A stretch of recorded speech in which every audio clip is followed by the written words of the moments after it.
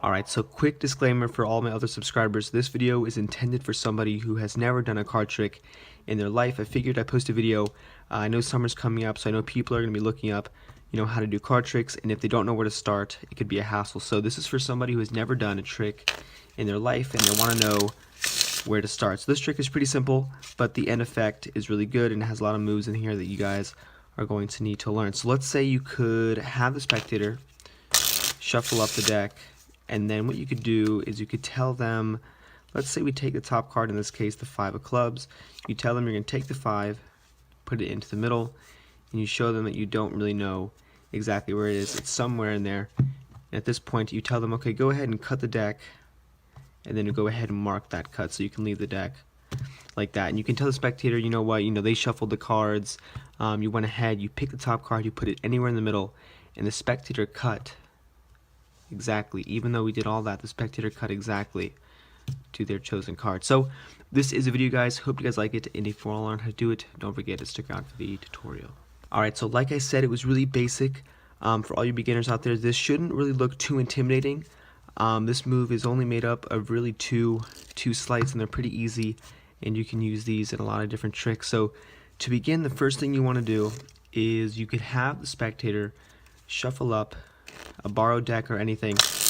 They could shuffle it up, and at this point all you have to do is get a double lift. So I'm going to leave a link on the screen for the double lift here, because if I explain it in this video, it kind of takes too long, and the video I already have is a lot more detailed. So essentially what you're doing is, instead of flipping over one card when you're doing the trick, you're actually going to be flipping over 2 cards to make it look like you're flipping over one. And like I said, this video is directed towards beginners, so when you first do the double lift, don't be discouraged that it's going to look really sloppy, because it takes a while to get it to look smooth like that. So the whole premise, okay, a quick tip for when you do the double lift is you can take the 2 cards and you can leave them out jogged a little bit in the back and then pick it up. And like I said, guys, I have another detailed description for the double lift here. If you click the link, that'll take you there.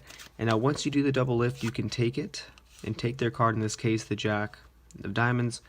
When you do your double lift, you're putting that 10 or that indifferent card into the middle, and their card is still going to be on top. So at this point, their selected card, whatever it's going to be, is still going to be on top of the deck. So that way when you have them, you say, look, I have no breaks, I have no idea where the card is. And what you want to do is, if you know how to shuffle cards, you can keep that selected card on top by ending the riffle with your right hand. So that's a little bit more advanced, even though it's kind of beginner just for you guys. The whole thing here is the card stays on top, and then what you do is when you cut the cards, you're going to tell the spectator, okay, cut the cards anywhere you like.